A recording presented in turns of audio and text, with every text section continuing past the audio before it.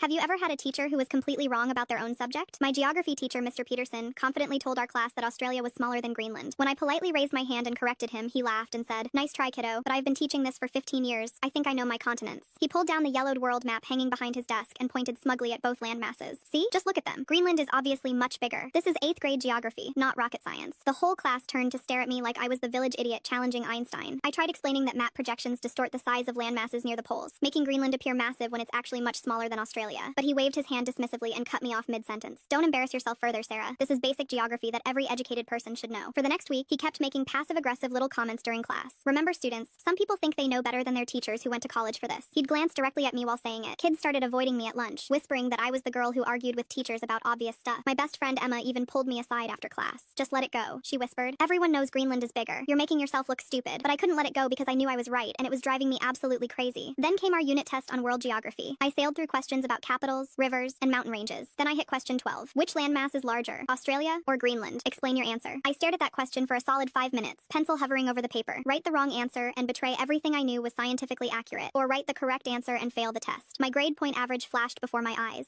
I needed an A in this class to stay on honor roll. Finally, I took a deep breath and wrote, "Australia is larger. Australia covers 7.7 million square kilometers, while Greenland covers only 2.2 million square kilometers. The Mercator projection makes Greenland appear larger than it actually is." He handed back tests the next day with mine dramatically placed on top of the stack, marked with a giant red X and 5 points scrawled angrily across my answer. "Class, this is what happens when you don't listen during lessons," he announced, waving my paper around like evidence of my stupidity. "Some students think they can just make up facts." 28 pairs of eyes stared at me with a mixture of pity and secondhand embarrassment. I wanted to crawl under my desk and disappear forever. My face burned hot with humiliation as snickers rippled through the classroom. That afternoon, I marched straight to the school computer lab, determination fueling every step. I spent 2 hours researching and printing articles from trusted sources. 20 pages of cold, hard facts with official measurements and scientific explanations. Australia, 7,692,024 square kilometers. Greenland, 2,166,086 square kilometers. Not even close. The next morning, I walked into class 15 minutes early and placed the thick stack of evidence on his desk without saying a single word. Then I sat down and waited, my heart pounding like a drum in my chest. When Mr. Peterson arrived, he glanced at the papers curiously, then started reading. His confident smirk slowly melted away as he flipped through page after page of authoritative sources, all saying the same thing. His face gradually drained of color until he looked like he'd seen a ghost. The classroom fell dead silent as students filed in and noticed him frantically shuffling through the papers, his hands actually shaking slightly. You could have heard a pin drop. "Well," he finally stammered, clearing his throat awkwardly and avoiding eye contact with everyone. "I guess we all learned something new today. Sometimes even teachers need to update their knowledge." I got my 5 points back, plus extra credit for thorough research skills. But more importantly, he never questioned a student's fact-checking again and started double-checking his own lessons before class.